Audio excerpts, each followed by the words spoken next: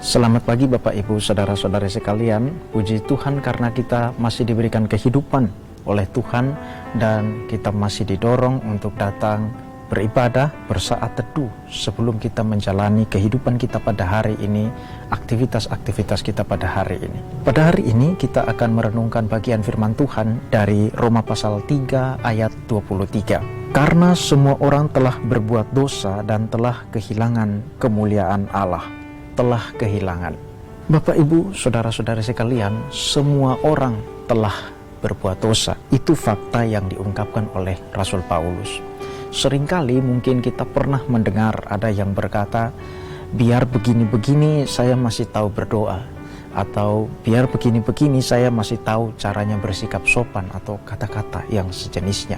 Kita ingin menunjukkan bahwa meskipun kita memiliki kelemahan atau kekurangan, tapi masih ada sepercik kemuliaan, sepercik hal-hal baik dalam tindakan yang kita lakukan. Tapi gambaran Paulus dalam ayat ini berbeda sekali. Semuanya berdosa dan kehilangan kemuliaan Allah dalam dirinya. Nah, Bapak Ibu Saudara-saudari sekalian, selama kita masih melihat sepercik kemuliaan di dalam diri kita, kita akan sulit untuk menerima sepenuhnya apa yang Paulus sampaikan.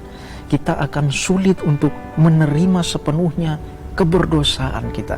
Kita akan sulit menerima sepenuhnya satu perasaan kebutuhan akan pembenaran dari Allah.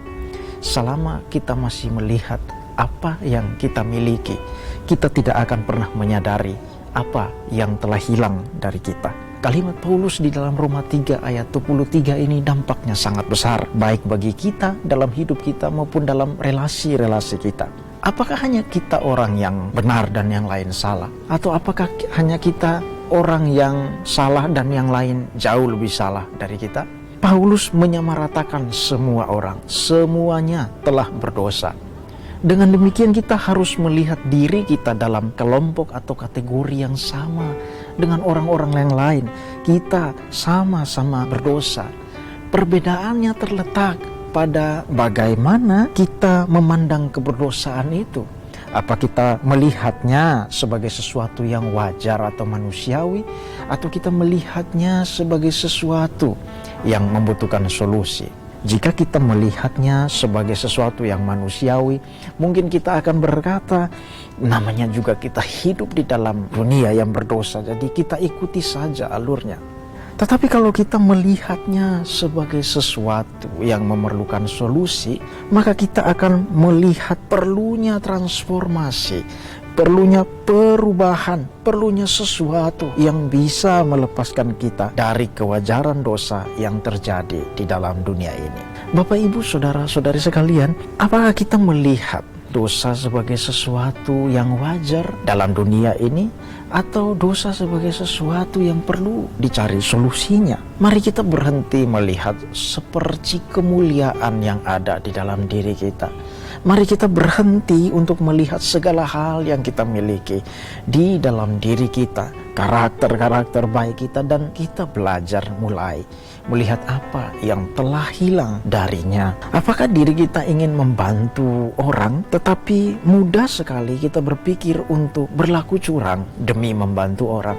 Apakah kita begitu ingin dihargai, dan ketika kita ingin membela perasaan atau harga diri kita, kita dengan mudahnya tidak menghormati orang lain, tidak menghormati orang tua dengan alasan sakit hati misalnya?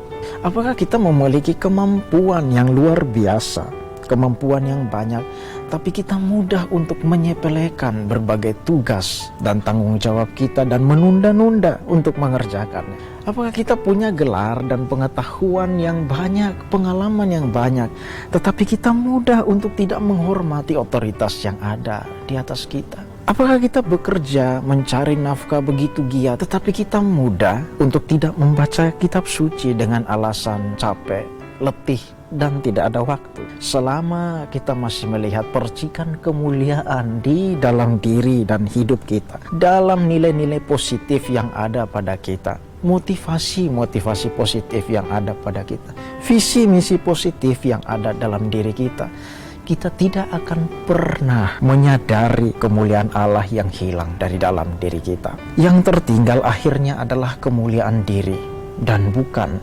kemuliaan Allah. Bapak, Ibu, saudara-saudari sekalian, jika kita berlaku demikian di dalam kehidupan kita, maka semua usaha kita adalah usaha untuk mengembangkan diri, tetapi bukan suatu usaha untuk menemukan solusi bagi kemuliaan Allah yang hilang dari dalam diri kita. Bagaimana kita dapat memahami kemuliaan Allah yang sudah hilang dari dalam diri kita?